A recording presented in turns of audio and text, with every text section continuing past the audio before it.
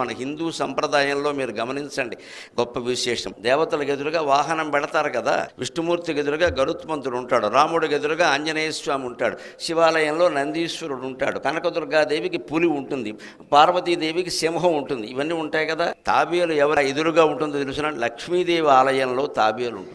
లక్ష్మీదేవికి తాబేలుకి సంబంధం ఏంటండి అంటే, డబ్బు బాగా ఉన్నవాడు జీవితంలో తాబేలులాగా నెమ్మదిగా నడవాలి, పొగరెక్కి ప్రవర్తించద్దు అని చెప్పడం.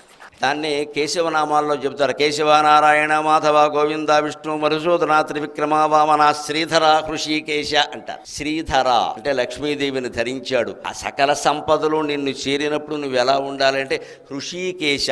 హృషికం అంటే ఇంద్రియం, హృషిక ఈశక.